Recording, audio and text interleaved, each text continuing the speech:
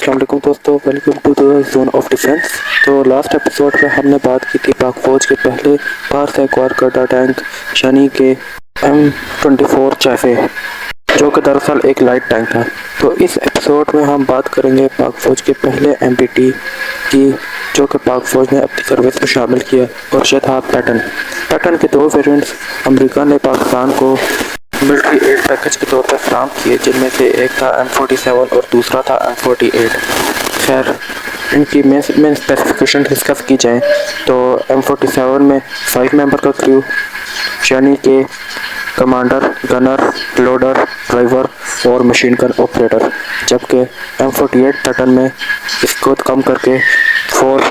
کریو ممبر کر دیا گیا تھا۔ جبکہ رینج کے حساب سے بات کی جائے تو M47 کی رینج محض 130 کلومیٹر، جبکہ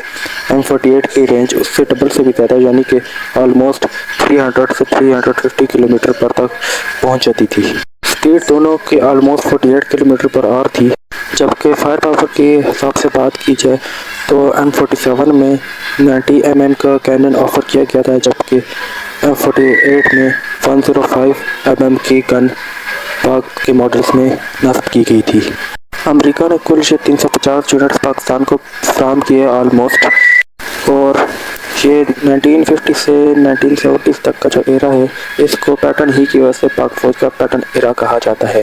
تو دوستو، پیٹرن نے اپنا پہلا کامبیٹ دیکھا 1965 کی وار میں، جہاں اس کو سب سے پہلے پاک فوج کی طرف سے آپریشن گرینڈ سلیم میں استعمال کیا گیا، جہاں پر اس نے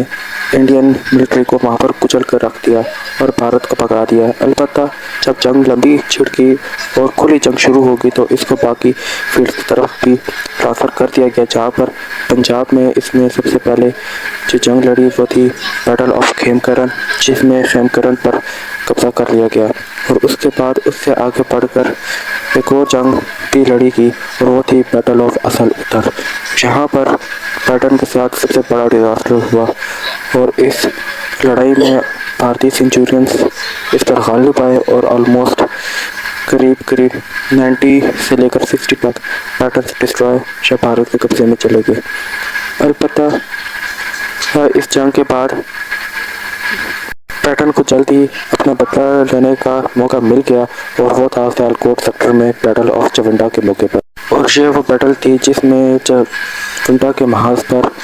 پیٹرن نے ورلڈ وار 2 کے بعد دنیا کی سب سے بڑی ٹینکوں کی لڑائی لڑی اور جیتی بھی۔ البتہ 65 کے بعد امریکہ نے پاکستان پر پابندیاں لگا دیں اور پیٹرن کے سپلائی کرنا بند کر دیا، حتیٰ کہ اسپیئر پارٹس کی بھی سپلائی بند کر دی گئی، جس کے ڈیمیج پیٹرنز کو ریکور کرنا بہت مشکل ہو گیا، اور ان کی جگہ پر پاک فوج نے مجبوراً چائنیز ٹینکس سروس میں شامل کیے، جن کے بارے میں ہم اگلی ویڈیو میں بات کریں گے۔ خیر، یوں ہی کرتے کرتے پھر 1971 کا سال آ گیا، اور اس 1971 میں پیٹرنز نے جن ٹینکوں کو فیس کیا بھارت کے، وہ مچ اپ گریڈڈ اور بیٹر سینچورینز اور T-55 تھے،